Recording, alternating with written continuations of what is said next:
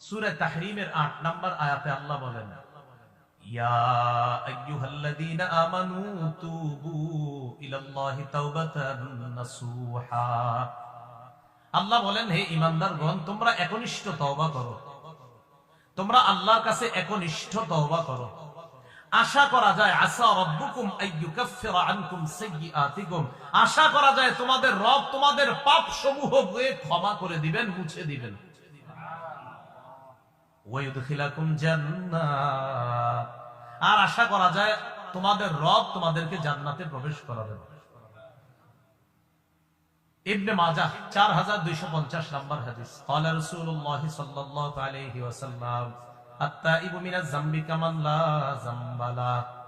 নবীজি বলেন, গুনাহ থেকে তওবাকারী ব্যক্তি এমন হয়ে যায় যেন তার কোনো পাপ নাই। সুবহানাল্লাহ। ভাই, আজকেই তওবা করেন, আজকে আপনি তওবা করেন। বিশ্বাস করেন, নবীজি আপনাকে বলতেছেন, উম্মত তুমি তওবা করেছো গুনাহ থেকে? হ্যাঁ, আমি নবী তোমাকে বলছি, তুমি যে গুনাহ থেকে তওবা করছো না, তুমি এমন হয়ে গেছো যে তোমার কেন যেন কোনো পাপই নাই। আজকে করেন না, মাহফিল শেষ হওয়ার পর বাসায় একা একা বসে যান না, একা একা বসে আপনি একনিষ্ঠ তওবা করেন, খাঁটি দিলে একবার তওবা করেন। রাসূলুল্লাহ সাল্লাল্লাহু আলাইহি সাল্লাম বলেন, গুনাহ থেকে তওবাকারী ব্যক্তি এমন হয়ে যায় যেন তার কি নাই, কোনো গুনাহ নাই। ইবনে মাজাহ 4251 নম্বর হাদিসের বর্ণনা। قال رسول الله صلى الله عليه وسلم, كل بني آدم خطاء وخير الخطائين التوابون। সমস্ত আদম সন্তান গুনাহগার, সমস্ত আদম সন্তান গুনাহ করে। নবীজি বলেন, গুনাহগারদের মধ্যে শ্রেষ্ঠ তারা যারা তওবাকারী। সুবহানাল্লাহ। বলেন আমার সাথে, বলেন বলেন, আদম সন্তান গুনাহ করে। গুনাহগারদের মধ্যে শ্রেষ্ঠ তারা যারা তওবা করে। বলেন তো, গুনাহগারদের মধ্যে উত্তম কারা? যারা। আল্লাহ আমাদেরকে তওবা করার তৌফিক দান করেন। ইবনে মাজাহ 4253 নম্বর হাদিসের বর্ণনা। قال رسول الله صلى الله عليه وسلم, ان الله لا يقبل توبة العبد ما لم يغرر। রাসূলুল্লাহ সাল্লাল্লাহু আলাইহি সাল্লাম বলেন, মরণের আগ পর্যন্ত হালাতে গরগরা বান্দার যখন মুমূর্ষ অবস্থায় মরণ হবে হবে, জান চলে যাবে, বের হবে হবে অবস্থা, এর আগ পর্যন্ত বান্দার তওবা আল্লাহ কবুল করেন। বান্দার তওবা কি করেন? আল্লাহ কবুল করেন। তিরমিজি শরীফের 3538 নম্বর হাদিস, 3538 নম্বর হাদিসের বর্ণনা। এই হাদিসের মধ্যে আসছে, ক্বালা রাসূলুল্লাহ সাল্লাল্লাহু আলাইহি ওয়াসাল্লাম, লাল্লাহু আফরাহু বিতাওবাতি আহাদিকুম মিন আহাদিকুম বিদাল্লাতিহি ইযা ওয়াজাদাহা। মন দিয়ে হাদিসটা শুনুন। তিরমিজিতে আসছে সংক্ষেপে, বুখারীতে আসছে আরেকটু বড়, মুসলিম শরীফে আরো বড়। মুসলিম শরীফেরটা সবচেয়ে বড়, বুখারীরটা একটু ছোট, তিরমিজিটা আরেকটু ছোট। তো তিনটা কিতাব মিলে হাদিসটা আমরা শুনি।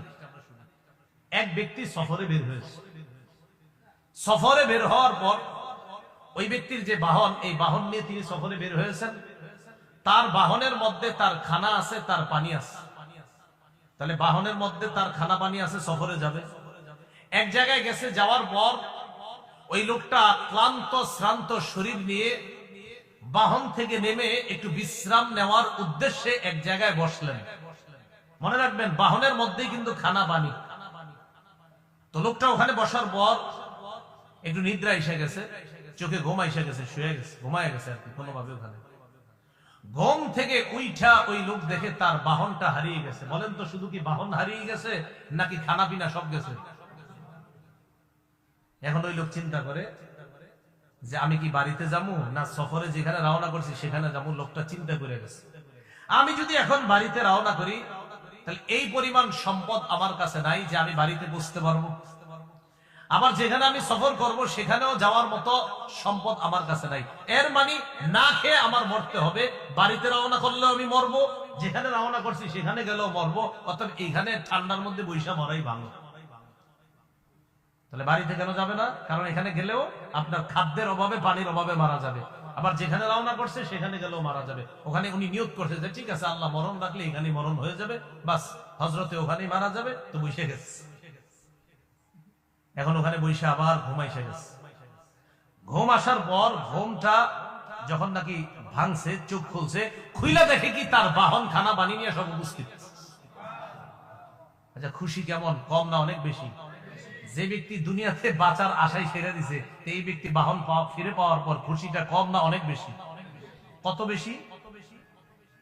এই বেশির পরিমাণটা রাসূল বর্ণনা করেছেন মুসলিম শরীফের আরেক বর্ণনায়। বুখারীর বর্ণনাটা এতটুকু। এবার মুসলিম শরীফের বর্ণনা আছে লোকটা কত বেশি খুশি।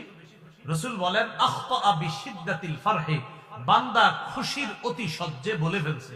আমাদের দেশে বলি খুশির ঠেলায়, কি বলি?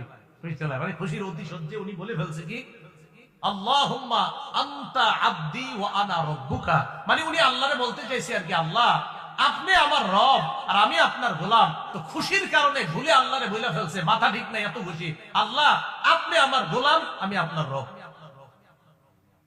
বলবে কোনটা ভুলে ফেলছে, আরেকটা খুশি, বেশি খুশি। রাসূলুল্লাহ সাল্লাল্লাহু আলাইহি সাল্লাম বলেন যে এত খুশি, খুশির কারণে আল্লাহরে কয়, আল্লাহ আপনি আমার গোলাম, আমি আপনার রব।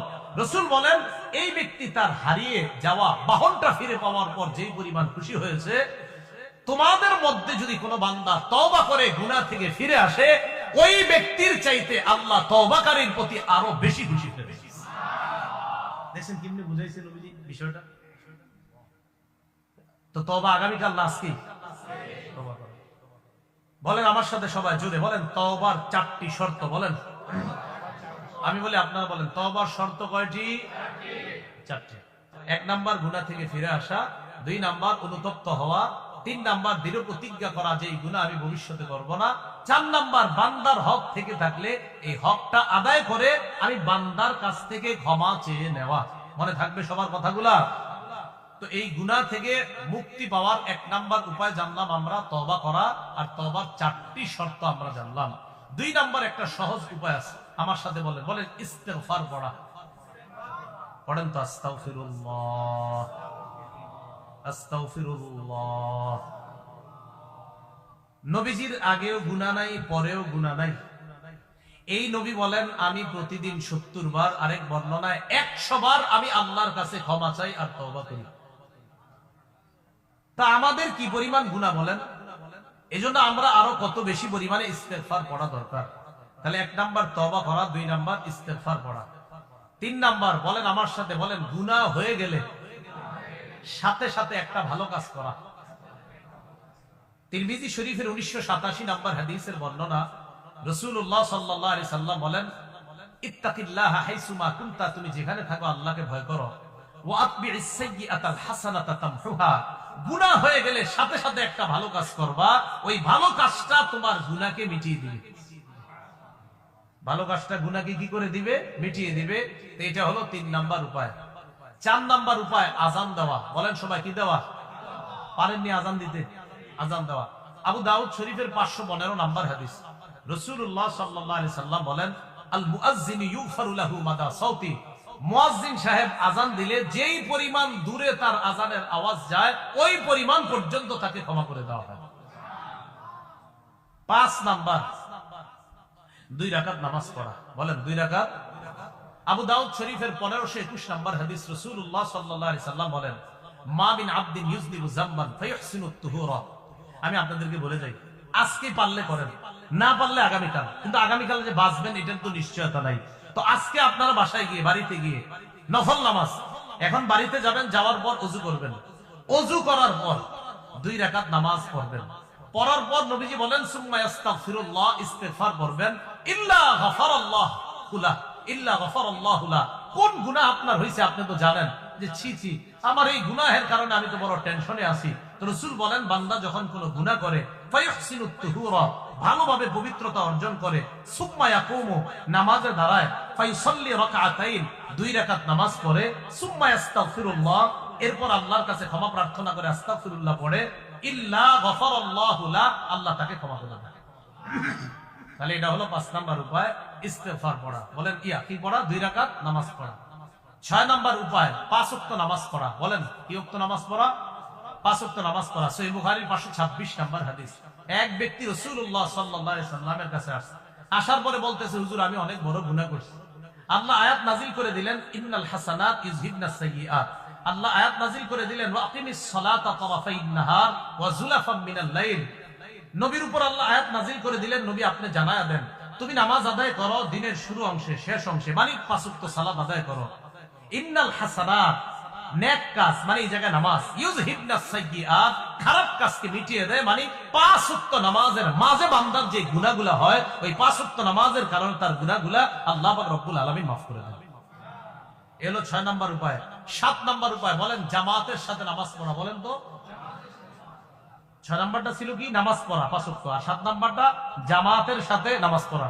মুসলিম শরীফের হাদিস 6899 নাম্বার হাদিস, মোট হাদিস সংখ্যা হবে 7453টা। এই হাদিসের মধ্যে আসছে রাসূলুল্লাহ সাল্লাল্লাহু আলাইহি সাল্লামের কাছে এক ব্যক্তি আসছে, আসার পরে বলতেছে হুজুর আমি বড় অপরাধ করছি, তো জামাতের সময় হয়ে গেছে, নবীজি নামাজে দাঁড়াইছে তিনিও দাঁড়াইছে। নামাজের পর ওই ব্যক্তি বললেন হুজুর আমি তো বড় অপরাধ করছি। নবীজি বললেন আহাদারতাস সালাতা মা'না, তুমি কি আমাদের সাথে নামাজ পড়ছো জামাতে? জি পড়ছি। নবীজি বললেন জামাতে নামাজ পড়ছো না, আল্লাহ তোমার গুনাহ maaf করে দিবেন। তাহলে 5 নাম্বারটা জানলাম আজান দেওয়া, 6 নাম্বার 2 রাকাত নামাজ পড়া, এটাই না। 4 নাম্বার আজান দেওয়া, 5 নাম্বার 2 রাকাত নামাজ পড়া, 6 নাম্বার 5 ওয়াক্ত নামাজ পড়া, 7 নাম্বার জামাতের সাথে নামাজ পড়া। আবার 4 5 6 7 মুখস্থ রাখেন। 4 নাম্বার আজান দেওয়া, 5 নাম্বার 2 রাকাত নামাজ পড়া গুনাহ হয়ে গেলে, 6 নাম্বার 5 ওয়াক্ত নামাজ পড়া, 7 নাম্বার জামাতের সাথে নামাজ পড়া। মনে থাকবেনি কথাগুলা। 8 নাম্বার জিকিরের মজলিসে বসা। বলেন কোন মজলিসে বসা? সহিহ বুখারী 6407 6408 এই হাদিসগুলোর মধ্যে আছে রাসূলুল্লাহ সাল্লাল্লাহু আলাইহি সাল্লাম বলেন এই যে এখানে বসেন আপনারা, ফেরেশতারা পুরো মজলিসটা বেষ্টন করে প্রথম আসমান পর্যন্ত চলে গেছে। হাদিসের শেষে আছে আল্লাহ বলেন ফেরেশতাদেরকে ইশহাদু আন্নী ক্বাদ গফারতু লাহুম, তোমরা সাক্ষী থাকো এই জিকিরের মজলিসে যারা আছে আমি আল্লাহ তাদেরকে maaf করে দিলাম। এটা একটা জিকিরের মজলিস, এটা 8 নাম্বার। 9 নাম্বার জিকির করা। বলেন 9 নাম্বার কি করা? জিকির করা। জিকিরের মধ্যে আপনি যে জিকির সুবহানাল্লাহ, আলহামদুলিল্লাহ, লা ইলাহা ইল্লাল্লাহ, আরো জিকির আছে, এই জিকিরগুলা করা। তাহলে কথাগুলা কি মনে থাকবে? বাকি গুরুত্ব দিবেন যে 4 নাম্বার 5 6 7টা 4 আজান দেওয়া, 5 নাম্বার 2 রাকাত নামাজ পড়া, 6 নাম্বার 5 ওয়াক্ত নামাজ পড়া, 7 নাম্বার জামাতের সাথে নামাজ পড়া। আর চলতে ফিরতে ওযু থাক বা না থাক আস্তাগফিরুল্লাহ আস্তাগফিরুল্লাহ আস্তাগফিরুল্লাহ। আমার সাথে বলেন ইস্তেগফার যে যত বেশি পড়ে, বলেন তার গুনাহ তত বেশি ঝরে। যার গুনাহ যত বেশি ঝরে যায় তার মেধা শক্তি তত বেশি বেড়ে যায়। তাহলে ইস্তেগফার যত বেশি হবে গুনাহ তত বেশি ঝরবে, গুনাহ যত বেশি ঝরে যাবে মেধা শক্তি তত বেশি বেড়ে যাবে। ছাত্র সমাজ কথাটা গুরুত্ব দিবেন। আল্লাহ পাক রব্বুল আলামিন আমাদের সকলকে যে কথাগুলো শুনলাম বললাম